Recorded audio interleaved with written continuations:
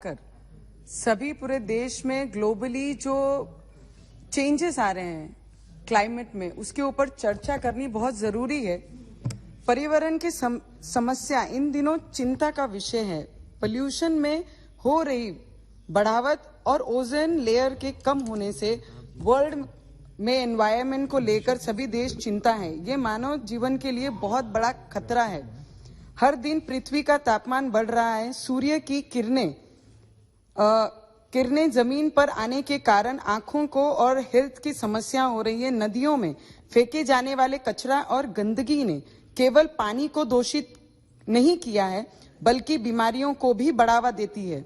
इसलिए हमें इस गंभीर विषय पर चिंता करनी चाहिए। भविष्य में अधिक खतरनाक सभी हो सकती हैं। मेरी सरकार से ये विनती है कि लोगों के साथ खुलकर इस पे चर्चा होनी चाहिए, बात होनी चाहिए। आज हमारे लिए पानी सबसे बड़ा विषय है, क्योंकि साल 2015 में वाटर एड इंटरनेशनल एनजीओ ने रिपोर्ट जारी की थी कि जो शहरी विकास मंत्रालय जनगणना 2011 और सेंट्रल पोल्यूशन कंट्रोल बोर्ड के आंकड़े पे आधारित थी। इस रिपोर्ट में कहा गया था कि धरती का 80% भाग दूषित हो चुका है। इसलिए मेरी सरकार से विनती है, देश भर में राज्यों के माध्यम से जल को दूषित होने से बचाने के लिए भी एक अभियान चलाना चाहिए। क्योंकि अगर दिल्ली की बात हम करते हैं तो यमुना नदी का पानी पूरी तरीके से दूषित है।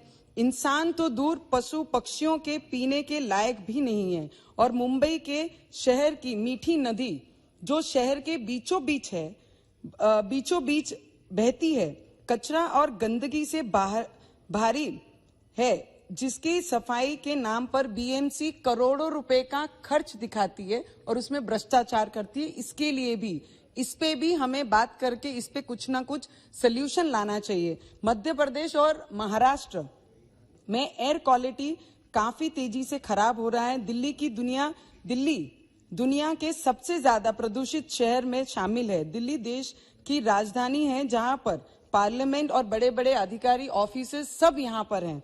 उसके बाद पोल्यूशन के कारण स्कूल कॉलेज बंद किए जाते हैं, जहां पे टोटली अगर दिल्ली में कोई आना चाहता है तो पहले पूछते हैं वहां के पोल्यूशन कैसा है, वहां पर रहना सुरक्षित है कि नहीं है, हेल्थ के लिए वो ठीक है कि नहीं है, पहले इस पे बातचीत होती है। तो मुंबई की बात करें तो एयर क्वालिटी में भारी गिरावट हुई। मुंबई के बीकेसी के एवरेज एयर क्वालिटी इंडेक्स 202 तक पहुंच गई थी, जो सबसे खराब स्थिति है। जबकि एयर क्वालिटी इंडेक्स यदि 100-200 के बीच रहती है तो एयर क्वालिटी एवरेज मानी जाती है। इस गंभीर विषय पर भी केंद्र सरकार ने संबंधित मंत्रालय को ध्यान देना चाहिए। पेट्रोल डीजल से चलने वाली गाड़ियां से सड़कों पर भारी मात्रा में पोल्यूशन बढ़ रहा है, जो हमारे हेल्थ के लिए हानिकारक है। उसके कारण कई तरीके की बीमारियां बढ़ रही है। इसलिए मेरी केंद्र सरकार को एक सुझाव है, electric vehicle, CNG vehicle, solar vehicle पर भारी सब्सिडी देकर नागरिकों का ध्यान आकर्षित करना चाहिए, जिससे पेट्रोल डीजल की गाड़ियों की जगह पोल्यूशन फ्री व्हीकल खरीदें और पोल्यूशन मुक्त ये करा जाए। और पेड़ पौधे हमारे जीवन का सबसे महत्वपूर्ण हिस्सा है। पेड़ सभी, और मुझे लगता है शहर बड़े बड़े रहे और जंगल कट रहे हैं, शहर बढ़ रहे हैं और जंगल कट रहे हैं। क्योंकि मेरे क्षेत्र में जहां पर ट्राइबल क्षेत्र आता है, वहां पर तो हम आदिवासियों को मजबूर करके उनका पुनर्वसन करते हैं। पर शहर में जब सब चीजें देखते हैं तो वहां पे रोड के लिए इंफ्रास्ट्रक्चर होनी चाहिए, रोड बननी चाहिए, मेट्रोज आनी चाहिए, सब चीजें होनी चाहिए। पर जब वहां पे पेड़ कटाई होती है तो उस पे कोई चिंता नहीं दिखाता है। उस पे चिंता होनी बहुत जरूरी है।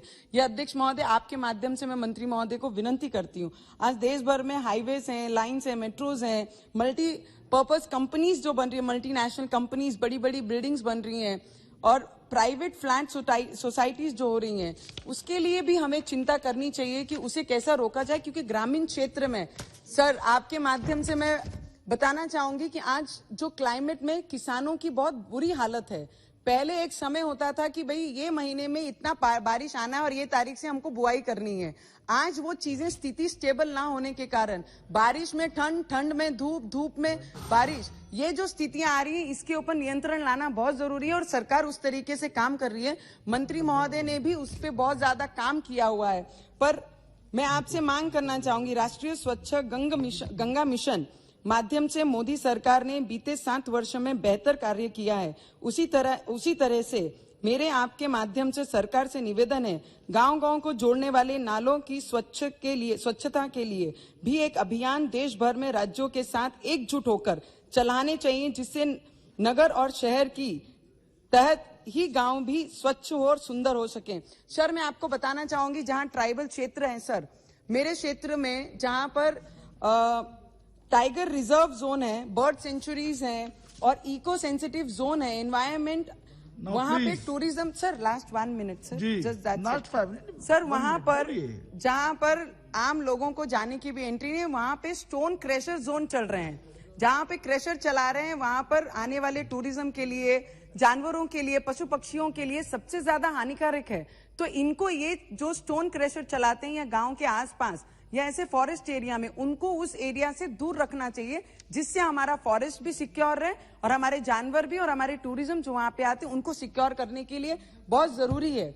सर, अमरावती महानगर पालिका के राजौरा, परसोड़ा और मासोद और इल्ला में सर एक क्रशर कंपनी चलती है, चौरसिया कंपनी, सर लास्ट ऐसे उल्लेख मत कीजिए किसी नाम का। क्रशर चलता है, उसके माध्यम से जो हमारे पानी का स्तर है वो बहुत नीचे गया। मैं सरकार का बहुत दिल से धन्यवाद करना चाहूंगी। No mention should be of the any name. Sir last 1 line, 1 minute. तो उसके वजह से जो पानी का स्तर है, कुओं का स्तर पानी में जो है वो बहुत नीचे चले गया, तो उसको उसमें कंट्रोल लाना बहुत जरूरी है और उस पर ध्यान देकर काम करना चाहिए, तभी हमारी क्लाइमेट जो चेंज है इस पे ध्यान जाएगा। आपका दिल से बहुत बहुत धन्यवाद करती हूँ। जी प्लीज, संक्षेप में बात कहिएगा।